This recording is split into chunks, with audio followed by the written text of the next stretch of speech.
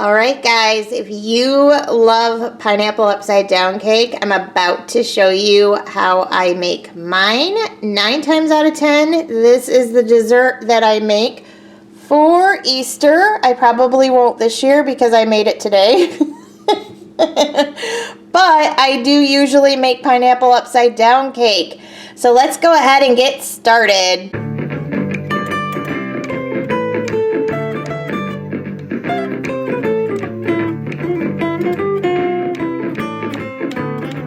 Real quick, everyone, this video is part of an Easter baking hap. So what you're going to want to do is look in my description box below to the link to the next person's recipe. And then that person will have a link and the next to the next until it comes full circle. I hope you check out all of these amazing ladies' recipes. Now let's get baking. And we're just going to ignore that my dishwasher is going. If you can hear my washer and dryer, that's going as well. It's Sunday. I waited to the last minute to do all of this, and I've got 5,000 things going on at once. This is the time I have to do it.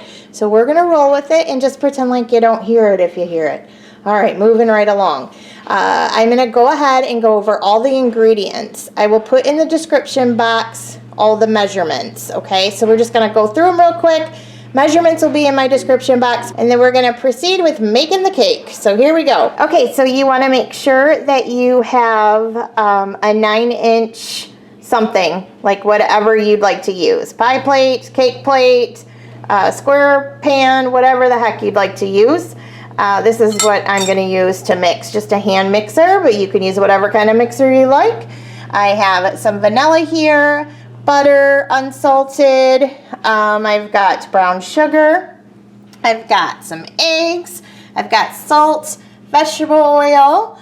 I've got some sliced pineapple, and I do prefer, you know, this kind that looks like that. Not so much like the chunks of pineapple for my upside down cake, but to each their own. I've got some maraschino cherries. I've got baking powder, all-purpose flour, some granulated sugar.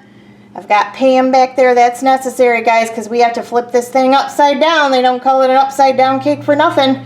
I've got some milk back there, and then I'm going to use some Greek yogurt, but you could use sour cream if you'd like. So the first thing I'm going to do is go ahead and preheat my oven on 350. The next thing that you want to make sure you do really well is get some Pam on here or whatever cooking spray you'd like to use, and I'm going to do it liberally. Liberally, does that mean a lot? You do everything liberally. I'm going to go, well, you can make that joke again. I'm going to go ahead and do that liberally because I don't want to look like a fool if my pineapple upside down cake doesn't, upside down itself. Make sure you do a really good job getting your Pam on here. Very important step. So I just have a small bowl here. What I'm wanting to do is I have a 1/4 cup of butter, and I'm going to go ahead and melt the butter. Here is our 1/4 cup of butter, and I'm just going to put it in my little bowl here. And then I'm going to go ahead and add a 1/2 cup of brown sugar to this. Okay, guys, so this is the butter and brown sugar mixture, and I'm just going to incorporate it all like super well. And then what you're going to do is put this in the bottom of your pan or your dish, whatever the heck you want to call it. And you're going to spread it out evenly. This is my sliced pineapple, and what I'm going to do, I'm going to do this very carefully. Maybe. I'm going to probably make a big mess in front of you guys. You have to reserve the pineapple juice. So I'm going to go ahead and dump all that pineapple juice in there, and we're going to use it in a little bit. I just pulled out 1 whole pineapple. That'll go in the center of my pan. And then I cut 3 of them in half. I can't remember if I need all 3 or if I might need to grab another one, but I'm going to start with this because I can't remember that part, but I'll tell you as we go. And it's going to depend on your pan. And this part is really irrelevant. It's like whatever design you want to make for your own pineapple upside down cake. Like to each their own, but this is the way I do it. Okay, so I'm going to place 1 pineapple in the center, or close enough to the center. So then what I like to do is just place them around my pan like this. And again, we're ignoring the dishwasher in the background, guys. I don't know what to tell you. There's only so much time in every day, you know? Okay, so this is the design I'm gonna make. You can make whatever design or spacing that you'd like to make. It's like a crop circle. I made a crop circle. Woo, it's an alien upside down cake. All right, so I pulled out some Maraschino cherries. This is what they look like. They're usually, just a tip for you, by the ice cream stuff. Just because I've searched and searched for them before. They're not over by the fruit, they're by like the ice cream toppings. I just so you know, makes life easier for you when you go to look for them. Okay, so I'm gonna go ahead and make a further design with these, and I have, you know, another jar if I need it. Come on over. You always, though, want to put one like right in the middle. And then I'm just gonna do this for sure.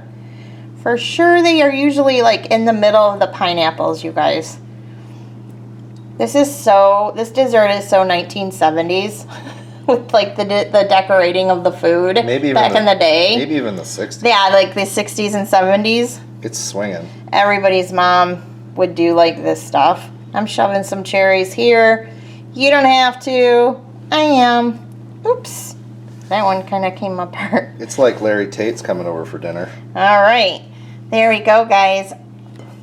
All right, guys, so this is the design I came up with. Again, you can't do this right or wrong. There's no, like, certain way. If you look online, you'll see all kinds of different, you know, designs and stuff. I went ahead and put the 3 tablespoons. It's kind of hard to tell because this is a yellow bowl, but that's 3 tablespoons of oil. And then I've got 3/4 cup of granulated sugar. I'm just going to dump that in, and then I'm going to cream this together.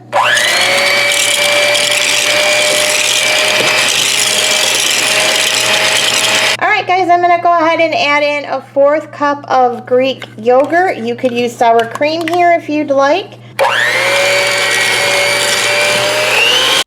Alright guys, is it really a midlife and nailing it video if I don't forget something? I'm missing some footage. I don't know what happened, but I go ahead and add 1 large egg, a 1/2 teaspoon of salt, 2 teaspoons of baking powder, and a teaspoon of vanilla here, and mix it in before we get into the flour. So, not sure where it went. I guess you can use your imagination. Remember, the ingredients will be in my description box. So let's proceed with the next step. This is 1 1/3 cup of flour. And then I also measured out a 1/2 cup, was it? Yep.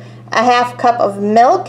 And I'm going to alternate these. So I'm going to go ahead and add a little bit of the flour, a little bit of the milk, more flour, the rest of the milk, and the rest of the flour.